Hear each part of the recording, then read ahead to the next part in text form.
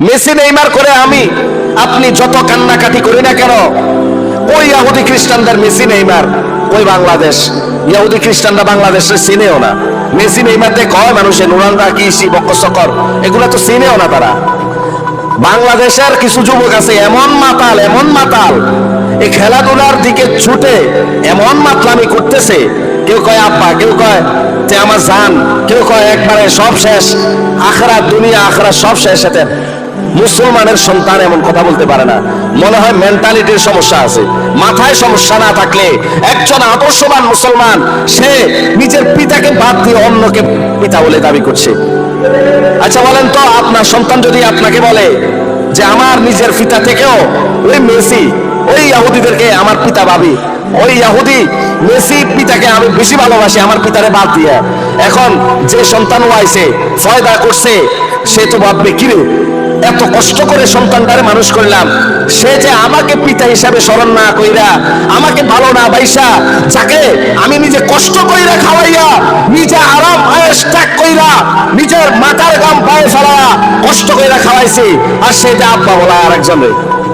ইসলাম ধর্মের নীতি এমন রয়েছে, নিচে একটা ফালক ছেলে আনে না মানুষ, ফালক একজন ফালক ছেলে আনছে, মেয়ে আনছে, ওই নিজের ফালক ছেলে মেয়েও যে আনছে ওনার বাপ বলা জায়েজ নাই।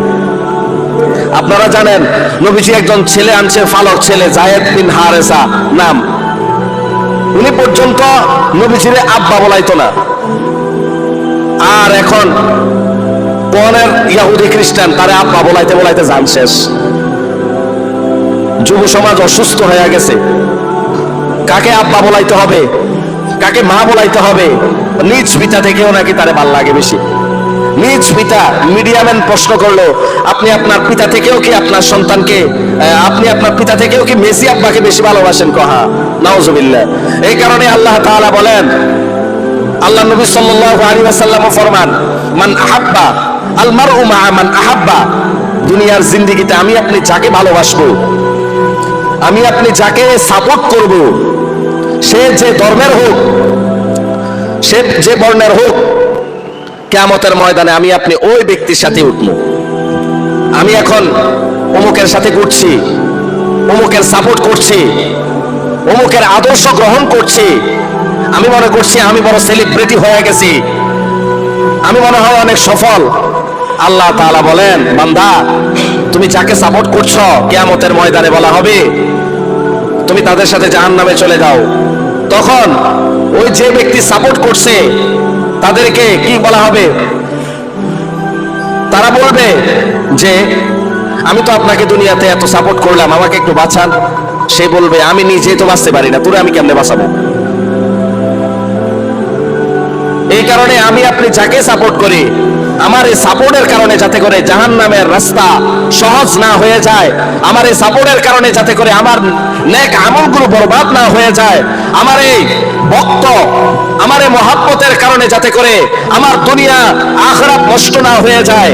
প্রিয় ভাইয়েরা আমার, আল্লাহ তাআলা বড় ফরমান, দুনিয়ার মুসলমান তোমরা সত্যবাদী যারা রয়েছে, যারা ইমানদার রয়েছে, যারা আমলদার রয়েছে, যারা ফরহেজগার রয়েছে, যারা সত্যবাদী রয়েছে, তোমরা শুধুমাত্র কেবলমাত্র তাদেরকে অনুসরণ করবা, তোমরা শুধুমাত্র কেবলমাত্র তাদেরকে বন্ধুরূপে গ্রহণ করবা।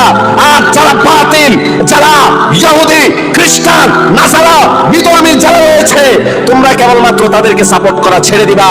তোমরা ইমানদার, যার যত বেশি ইমান তাকে সাপোর্ট করবা, আর যে যত বেশি ফরহেজগার থেকে, আল্লাহওয়ালা থেকে, যে যত বেশি ইসলাম থেকে দূরে সরে আছে, তাকে তোমরা বন্ধুরূপে গ্রহণ করিও না। ভাইরা আমার, বন্ধুরা আমার, আল্লাহর নবী সাল্লাল্লাহু আলাইহি ওয়াসাল্লাম ফরমান, দুনিয়ার মধ্যে আমি আপনি এমন ব্যক্তি যাকে আমরা গ্রহণ করলে জান্নাতে যাইতে পারবো, তোমরা তাকে গ্রহণ করো। আর যার সাথে ইমানের সাথে সম্পর্ক নাই, আখলাকের সাথে সম্পর্ক নাই, ইসলামের সাথে সম্পর্ক নাই, তোমরা তাকে গ্রহণ করিও না, না হয় তোমাদের কপালে শনি আছে। এই কারণে আমাদের হার জায়গায় ইসলাম ধর্মকে মানতে হবে।